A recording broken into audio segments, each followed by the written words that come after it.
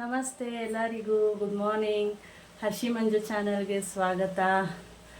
ಬೆಳಿಗ್ಗೆನೆ ತುಂಬಾ ಚಳಿ ಇದೆ, ಆದ್ರೂ ಏನು ಮಾಡೋದು, 7:30 ಅಷ್ಟೊತ್ತಿಗೆಲ್ಲ ಮಕ್ಳಿಗೆ ವ್ಯಾನ್ ಬಂದುಬಿಡುತ್ತೆ. ಸೊ ಅಷ್ಟೊತ್ತಿಗೆ ನಾನು ಟಿಫನ್ ಎಲ್ಲ ರೆಡಿ ಮಾಡಬೇಕು.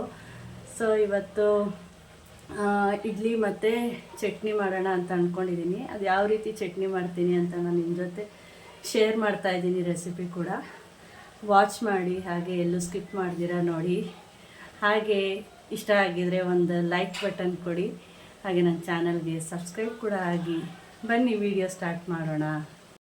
ಒಂದು ಬಾಣಲಿ ಇಟ್ಕೊಂಡಿದ್ದೀನಿ. ಬಾಣಲಿ ಬಿಸಿ ಆದಮೇಲೆ ಒಂದು 2ರಿಂದ 3 ಸ್ಪೂನ್ ಎಣ್ಣೆ ಹಾಕ್ಕೊಂಡು ಒಂದು 3 ಈರುಳ್ಳಿ ತೊಗೊಂಡಿದ್ದೀನಿ. ಇಲ್ಲಿ ದಪ್ಪದಾಗಿ ಹೆಚ್ಚಿಟ್ಕೊಂಡಿದ್ದೀನಿ.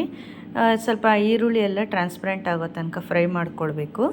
ಹಾಗೆ ಒಂದು ಬೆಳ್ಳುಳ್ಳಿ ತೊಗೊಂಡಿದ್ದೀನಿ, ಅದನ್ನು ಸ್ವಲ್ಪ ಫ್ರೈ ಮಾಡ್ಕೊಳ್ಬೇಕು.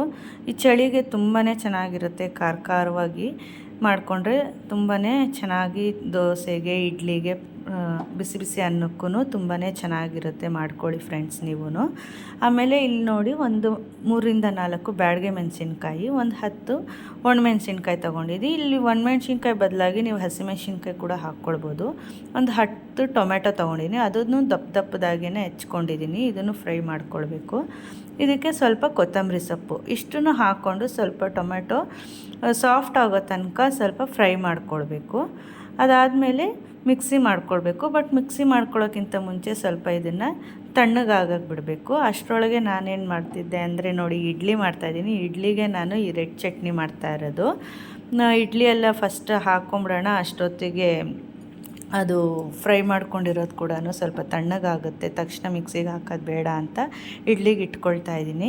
ನೋಡಿ, ಅಂದ್ರೂ ಸ್ವಲ್ಪ ಬಿಸಿನೇ ಇದೆ, ಏನೂ ಮಾಡೋಕ್ಕಾಗಲ್ವಲ್ಲ, ಬೆಳಗ್ಗೆ ಹೊತ್ತು ಅರ್ಜೆಂಟ್ ಇರುತ್ತೆ ಅಂದ್ಬಿಟ್ಟು ಸ್ವಲ್ಪ ತಣ್ಣಗಾಗಿತ್ತು. ಅದನ್ನೇ ನಾನು ಇವಾಗ ಮಿಕ್ಸಿ ಮಾಡ್ಕೊಳ್ತಾ ಇದ್ದೀನಿ.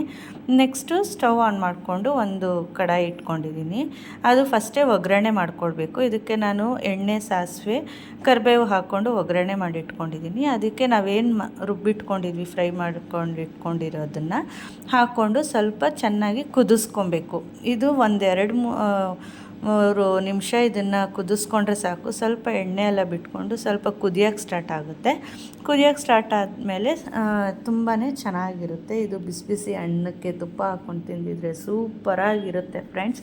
ನೀವು ಮನೇಲಿ ಟ್ರೈ ಮಾಡ್ಕೊಳ್ಳಿ. ನೋಡಿ ಎಷ್ಟು ಕಲರ್ಫುಲ್ಲಾಗಿ ಕಾಣ್ತಾ ಇದೆ. ಆ ಕಲರ್ ನೋಡ್ತಿದ್ರೇ ತಿನ್ನಬೇಕು ಅನಿಸುತ್ತೆ. ಪ್ಲಸ್ ನಾನು ಗ್ರೀನ್ ಚಟ್ನಿ ಕೂಡ ಮಾಡ್ಕೊಂಡಿದ್ದೆ. ಇದಕ್ಕೆ ನಾನಿಲ್ಲಿ ಹಸಿಮೆಣ್ಸಿನ್ಕಾಯಿ, ತೆಂಗಿನ ತುರಿ, ಬೆಳ್ಳುಳ್ಳಿ, ಕೊತ್ತಂಬರಿ ಸೊಪ್ಪು, ಪುದೀನ ಎಲ್ಲ ಹಾಕ್ಕೊಂಡು ರುಬ್ಕೊಂಡು ಇಟ್ಕೊಂಡಿದ್ದೀನಿ. ಅದಕ್ಕೆ ಸ್ವಲ್ಪ ಒಗ್ಗರಣೆ ಕೂಡ ಹಾಕ್ಕೊಳ್ತಾ ಇದ್ದೀನಿ. ಟೇಸ್ಟ್ ಒಂದು ಸ್ವಲ್ಪ ಚೆನ್ನಾಗಿರುತ್ತೆ ಅಂದ್ಬಿಟ್ಟು, ಕನ್ಸಿಸ್ಟೆನ್ಸಿಗೆ ಅಂದ್ಬಿಟ್ಟು ನೀರು ಸ್ವಲ್ಪ ಆ್ಯಡ್ ಮಾಡ್ಕೊಂಡಿದ್ದೀನಿ.